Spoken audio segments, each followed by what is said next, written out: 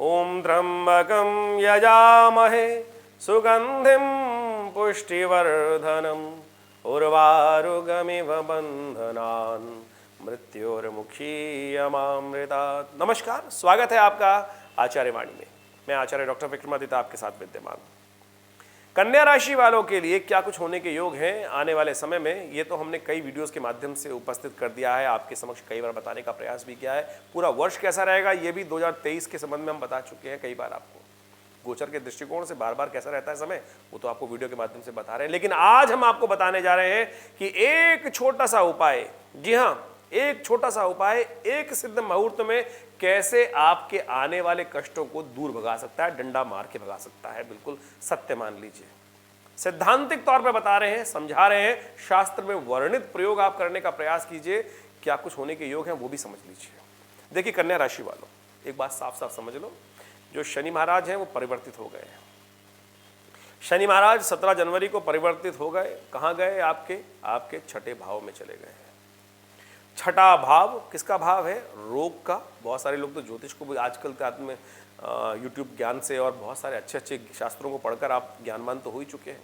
छठा भाव कहा जाता है रोग का भाव, छठा भाव कहा जाता है और विशेष तौर पे शत्रु का भाव। और ये विशेष तौर पे जो भाव है, यहाँ पर शनि जो है आपकी राशि के अनुसार से स्वग्रही हो जाते हैं। स्वग्रही शनि जो है विशेष तौर पर क्या करते हैं समझें, आप उस भाव को बढ़ाते हैं। और जब सब शनि का वो भाव बढ़ता है तो आप समझें क्या करता है कि रोग भी उत्पन्न करने के योग देता है, साथ साथ क्या कर रहा है, शत्रु बढ़ाने के उपयोग दे रहा है। तो ये दो स्थिति तो बड़ी भयावह है। ये 2 साल तक ये योग बन रहा है। अभी तो शनि अस्त है, चलिए बहुत अच्छी बात है कि ये 5 मार्च तक तो ये अस्त है, लेकिन अभी उदय हुए, अभी बदले थे 17 तारीख से 30 तारीख को अस्त हो गए और 5 मार्च के बाद फिर उदय हो जाएंगे और फिर 2 साल तक यहाँ पर आपको एक के बाद एक आपके कष्ट और आपको रोक देने के योग ना दें, इसके लिए आपको पहले से तैयारी कर लेनी चाहिए। मैं नहीं बोल रहा हूँ कि देंगे, मैं कह रहा हूँ उसको ठीक करने का प्रयास कर लें, क्योंकि ब्रह्म वाक्य कभी भी सत्य हो जाता है। तो इस बात को हम समझें कि कभी किसी के बारे में अनिष्ट ना बोले, हम आपको समझाने का प्रयास कर रहे हैं। इस बात को समझें कि कई बार हम लोग बहुत चीज़ें बहुत दबा के जबान बोलते हैं कि भगवान ना करे कि कुछ ऐसा अशुभ हो रहा हो और हम बोले तो वो कई बार कष्ट ना हो किसी को। लेकिन ग्रह ज्योतिष जो है वो साफ साफ दिखाती है क्या कुछ होने के योग है और वो साफ साफ सामने आईने की तरफ प्रशस्त हो जाता है। ये विज्ञान का माध्यम है, ये ग्रहों का योगायोग का माध्यम है जो बिल्कुल प्रत्यक्ष फाइल को सामने खोल के दिखा देता है। और आप समझे ये चमत्कार है, ज्योतिष विज्ञान का, गणित का चमत्कार है। तो हमने आपको समझाया कि ये योग बन रहे हैं आपके लिए जो कई बार कष्ट देने के योग बना सकते हैं, तो उससे आपको बचने की आवश्यकता है, उपाय करने की आवश्यकता है, सावधानी की आवश्यकता है। भाग्य से, देव योग से, हमारे ऋषि मुनियों के शोध से ये जो तिथि है एक बड़ी सुंदर आ रही है, शिव महारात्रि। शिव महारात्रि का सुंदर योग पड़ने वाला है और वो पड़ने वाला है शनिवार के दिन ही। और 30 वर्ष बाद ये योग बन रहा है। जिस प्रकार से आप समझ लें कि कुंभ के सूर्य में विशेष तौर पर शनि और सूर्य एक साथ चल रहे हैं और साथ साथ देवगुरु बृहस्पति का योग शुक्र के साथ चल रहा है, वो आपके सप्तम भाव में चल रहा है। सप्तम भाव वैसे ही युद्ध का भाव है, परस्पर विरोध का भाव है, युद्ध का भाव है, बिजनेस का भाव है, जीवन साथी का भाव है और व्यापार का भाव है, कई प्रकार का इंपॉर्टेंट भाव रखता है। और वहां पर भी देवगुरु और दैत्य गुरु दोनों, शुक्र बृहस्पति दोनों एक साथ युति बना रखे हैं।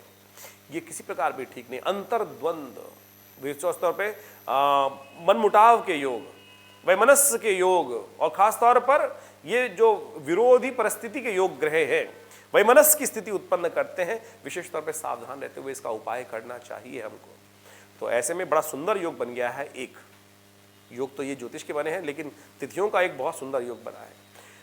आने वाले शनिवार को 18 फरवरी को विशेष तौर पर शिव महारात्रि का योग है। और शिव महारात्रि सिद्धरात्रि भारतीय संस्कृति के अनुसार से कही गई। होलिका महारात्रि, शिव महारात्रि, दीपावली महारात्रि, नवरात्रि, ये भारतीय संस्कृति में बड़ी सिद्ध रात्रियाँ कही जाती हैं। और इस समय में कोई छोटा सा काम बहुत बड़ा लाभ दे सकता है, पॉजिटिव और नेगेटिव दोनों।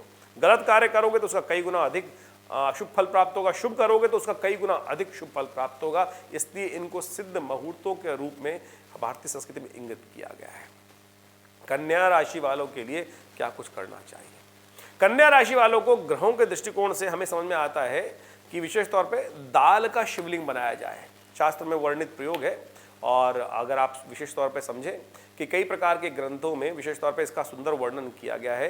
कई पुराणों के अंदर इसका मत मिलता है कि दाल को भिगोकर उसको विशेष तौर पर पिंडात्मक तौर पर उसके शिवलिंग बनाकर उनका विशेष तौर पर पूजन करने से कहा जाता है कि आपके कष्टों को दूर करने का सुंदर योग बनता है। और ऐसे में जो ग्रहों का योगा योग बन रहा है वो विशेष तौर पर आपको कष्ट देने के लिए विशेष तौर पर कुछ योग बनते दिखाई दे रहे हैं, तो आपके शुभ कर्मों के द्वारा आप उसका लाभ ले सकते हैं।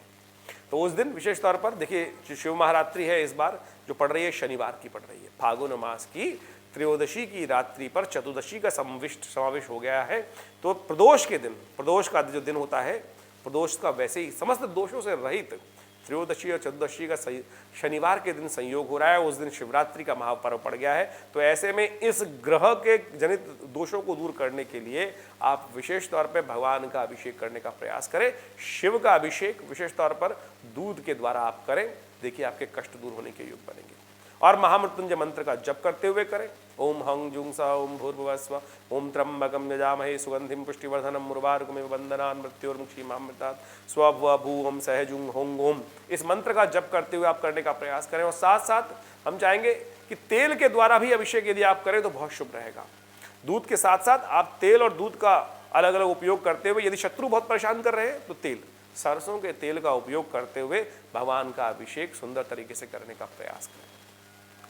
और उसके लिए मंत्र भी आपको हमने बता दिया है। और यदि शत्रु परेशान कर रहे हैं तो उसका एक मंत्र और नोट कर लीजिए भगवान के निमित्त करने के लिए। अघोरेभ्यो अथ घोरेभ्यो घोर घोर तारेभ्या सर्वेभ्या सर्व सर्वेभ्यो नमस्ते अस्त्रुद्रूपेभ्या। ये अघोर मंत्र है भगवान का।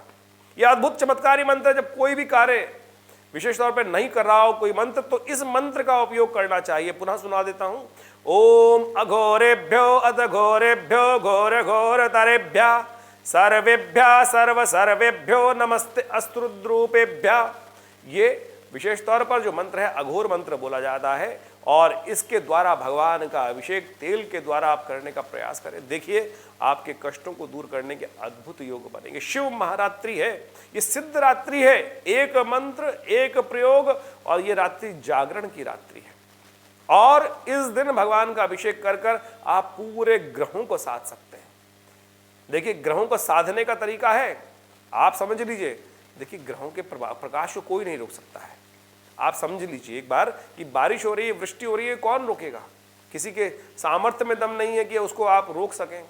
भगवान ने स्वयं इस बात को आप जब भगवान ने विशेष तौर पर गोवर्धन पर्वत उठाया तो वहां इंद्र की वर्षा को नहीं रोका।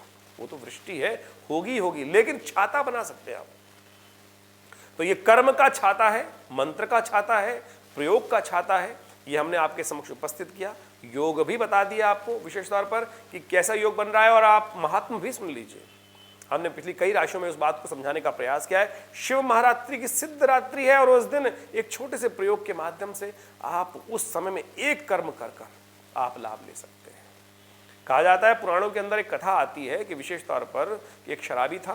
भगवान की आराधना वराधना तो छोड़ दीजिए, कभी कुछ पूजा पाठ भी उसने नहीं किया था, मंत्र भी कभी नहीं सुना था भगवान शिव का, कभी जाना मंदिर तो जाने का अंदर बात ही नहीं चलती है। एक दिन कहा जाता है कि वो भगवान कहीं रास्ते में जा रहा था और नशे में था और किसी नाचने वाली के पास जा रहा था। रास्ते में उसको ठोकर लगी और ठोकर लगने के बाद क्या हुआ, वहीं गिर पड़ा। मैं कथा का छोटा कर रहा हूँ आपको, लेकिन महात्मा समझाने के लिए ये कथा बहुत आवश्यक है। एक छोटा सा कर्म, तुलसी मेरे राम को रीझ भजो या खींच, करो या श्रद्धा से करो चाहे अश्रद्धा से करो, तब भी उसका लाभ मिलता है। समझ लीजिए कि सिद्धांत उसी का है। कहा जाता है कि उसने उस समय में उसको चोट लग गई और चोट लग के वो वहीं गिर पड़ा। पत्थर से चोट लगी थी, वहीं सिर फूट गया और बहुत देर तक बेहोश पड़ा रहा। शिव की महारात्रि का पर्व था और कहीं वास्तव में एक छोटा सा खंडर रूप में मंदिर विद्यमान था। और कहा जाता है कि जब उसने आंख खुली तो उसने देखा सामने भगवान शिव की उसको प्रतिमा दिखाई दी। पता नहीं भाव कौन सा उठा, अरे इन नशे में तो था ही, चोट लग चुकी थी। और देखा कि पान का बीड़ा और वो मिठाई और वो फूल में मिट्टी लग गई। जिसके लिए जा रहा था उसके लायक तो रहा नहीं, उस नाचने वाली के लिए। चलो आज इस पत्थर की प्रतिमा पे शिव पे ही अर्पित कर देते हैं। कहा जाता है कि उसने उसी अवस्था में लड़खड़ा कर वो कैसे वहाँ पहुँचा और वो मंत्र टूटा फूटा याद था। उस मंत्र को कभी सुन लिया था, कभी तो ऐसे ही अर्पित कर दिया भगवान के उन श्री विग्रह पर और वही मर गया। ये शास्त्र उपनिषद में कथा आती है। तो समझें, कहा जाता है कि यमराज के समक्ष उपस्थित हुआ, तो जब यमराज ने कहा कि भाई चित्रगुप्त जी बताओ इसके जीवन में क्या लिखा है, तो चित्रगुप्त ने कहा बड़ी विचित्र बात, कहा कि महाराज इसको चिरकाल तक नरकादि लोकों में जाना है, लेकिन 2.5 घड़ी का इंद्रासन इसको प्राप्त है। उस आत्मा की भी आंख खुल गई, अरे मुझे 2.5 घड़ी का इंद्रासन, मेरे जीवन में मैंने ऐसा कोई कर्म भी नहीं किया कि जिससे मुझे इंद्रासन मिल जाए, ऐसा कौन सा पुण्य। तो महाराज बोले कहाँ जाओगे पहले बताओ। यमराज ने जब पूछा तो कहा धर्मराज की बात पे, अरे नहीं महाराज पहले मुझे ये बताएं कि हे प्रभु कि मैंने ऐसा कौन सा कर्म कर दिया कि मुझे आप इंद्रासन दे रहे हैं। तो चित्रगुप्त ने वहाँ वर्णन किया कि महाराज जब मृत्यु से पहले इसने इस अवस्था में भगवान का यानी ज्ञानेंद्रिय और पंच भौतिक शरीर से ऊपर उठकर भगवान का ध्यान करते हुए, ये मंत्र का जप करते हुए, इन पर ओम नमः शिवाय का कैसे भी जाता, भगवान शिव पर ये चीजें अर्पित करी, उससे इसको पुण्य प्राप्त हुआ। तो कहा चलो बता दिया, बताओ कहाँ जाओगे पहले। तो कहा महाराज मुझे 2.5 घड़ी का इंद्रासन पहले दे। तो कहा जाता है कि देवराज इंद्र के पास धर्मराज ने संदेश भेजा कि 2.5 घड़ी का इंद्रासन इनको दिया जाए, आप थोड़ी देर के लिए हट जाएं। तो उसको इंद्रासन पे बिठाया गया, और जैसे ही इंद्रासन में बिठाया गया वहां नृत्य शुरू होता, उससे पहले उसने कहा रुको। अपने आसन पे बैठने के इंद्र था, उसने संकल्प किया और सारी स्वर्ग की निधियां जो थी वो दान कर दी, सारी स्वर्ग की निधियां दान कर दी उसे उठा उठा के। और अंत में कहा कि मैं ये मेरा नाम, ये मेरा गोत्र, ये मैं आज इंद्रासन पद पे विद्यमान ये समस्त त्रिलोकी का राज्य जो है भगवान शिव को अर्पित करता हूं। बोला मुझे जहां लेना है ले चलो।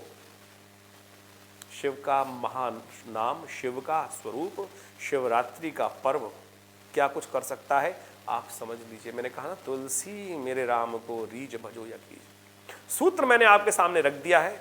अब आप क्या करना चाहते हैं, ये शनि खेल से शनि के अनुसार बहोगे या अपने अनुसार शनि को चलाओगे, समझ लें। हमने सुंदर तरीके से विवेकानंद योगाश्रम में भी इस सुंदर आयोजन का लाभ लेने के लिए एक सुंदर आयोजन किया है। शिवरात्रि के दिन रुद्राभिषेक और शिव महायज्ञ का सुंदर आयोजन किया है। शिव कथा का सुंदर स्वरूप रखेंगे वहाँ पर। तो आप आशा करते हैं इस कार्यक्रम में भी सम्मिलित होंगे। जो जानकारी लेना चाहते हैं नंबर सामने विद्यमान है, आप शिवरात्रि के दिन भगवान का ध्यान करें। धन्यवाद।